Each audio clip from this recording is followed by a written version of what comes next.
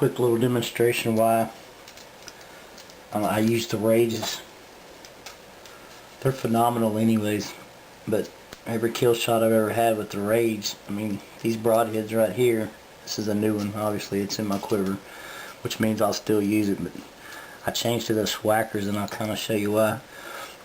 These are still good. They're good, but most of every pass through or non-pass through of the rage broadheads that I use, these blades were just destroyed. I mean, unless I just went between the ribs luckily and it somewhere stopped in the middle and started cutting up, but most of the time they were broke or snapped from the little swivel here. You can take those out and replace these blades, but pretty much every shot I've ever made with those, I've had to replace the blades.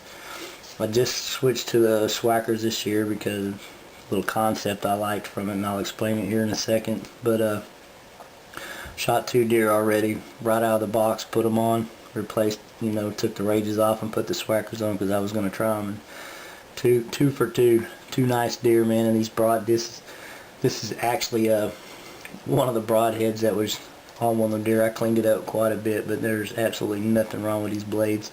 I just bought some replacement blades for like 19 bucks, and that replaces 3 broadheads. I just need to swap out 2, but honestly I think I'm going to take these out and hold them with a pair of pliers and resharpen these things up and put them up as replacement blades as well, because they're super tough. You know, I watched a little demo where all the mechanicals out there were, they took a pair of pliers and grabbed a hold of them and turned, and they all snapped. Or the Swhackers, they grab a hold of it and just bent and bent, and when they let go it was just in the shape that it would not break. I guess it's the forged, but they're super strong. 2 for 2, and I was about 6 inches in the dirt after the pass through with both of these broadheads, and the blades are still, I mean, perfect, other than being a little dull just from all that, but you never want to shoot a deer with a dull broadhead. But anyways, little explanation. Your rages, the reason you got such a huge entry wound is because they're deployed on impact. It pushes right here on the skin. Let's say if you go in and there's the deer skin, I'm not going to push too hard because once they snap out that O-ring, I'll slice my hand wide open. You push this blade, it comes off of that O-ring. Trying to slide it off without it moving. Regardless, I'll try that one. I don't want to bust that O-ring. They normally don't, I guess, under high speed. That's where it opens up. They're both right there, and the skin touches those and pushes them back. Okay, so by the time you get to the skin, right there, that's full deployment. Okay, you got to pass through, and let's just say my 2 fingers are the ribs. It's got to cut through those ribs. Okay, which is fine. It usually gets through them. You know, you can't tell on the shot. They're either getting destroyed right there going through the ribs, or all that blade is severely dull. And once you get on the inside where all your vitals are, these things are either destroyed or they're completely dull, and it's not really cutting everything it was. Like I said, I didn't get a lot of pass-throughs on them, but when I did, it was still devastating. Of 100% recovery on everything I've ever shot with them, but just as far as the durability, well, that's the concept on that. The open deployment is you just kind of figure on if it doesn't damage them, then those rib cages are dulling them. Okay, when you go with the Swhacker, the same thing. Since these are used, it's got a little shrink band that goes on there. Look like a little rubber band that slides all the way down. That holds those together. It breaks when you shoot. Okay, but for instance, this doesn't open on deployment. That's why the entry wounds aren't as wide as the rage. It's not a deployment on contact. This actually, we'll picture this as the ribs. You get a pass into the ribs that already opened, but it's okay. I got it doesn't have a shrink band on it. Let me hold it. Okay, let's say you go past the ribs here. Once I'm inside, see that point? That's inside the ribs. Your deployment's on those 2 little notches right there. Pushes them open. Well, now you got full deployment on the inside of the rib cage. Okay, that leaves you fresh 2 inches of cut and broadhead for all those vitals that you need.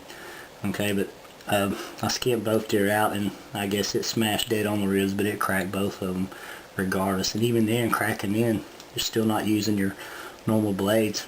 If that was my rib cage and it just busted it right there, it's still not going to deploy until it gets past that point, which means you got full, you know, 100% sharp blades doing all the devastating work on the inside where it needs to be. And like I said, I broke ribs on one side and went through the other side in between the ribs, just looking at the rib cages after I skinned it. You know, I was still 6 inches into the ground, man. And I pulled them out, and both blades I got. I don't know where the other one is. It's still in the package somewhere. I gotta re-put it on there.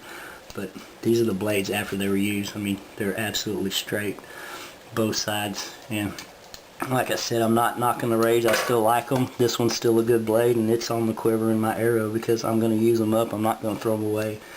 I just like the theory behind fresh blades cutting the vitals once you get past the penetration, and that's really my only deal. I like them both. I haven't had any problems with them. They fly true to field points. Man, if you buy a Rage, it comes with a practice tip. It's blue. It doesn't open. It's just set, and that shows you how it flies. You can shoot your broadhead targets with it. But I mean, if you think it's gonna fly different for some reason, then just waste one and shoot it on your block target or whatever. I mean, it's worth knowing if it's gonna do what it's supposed to do before you get out there and maim something.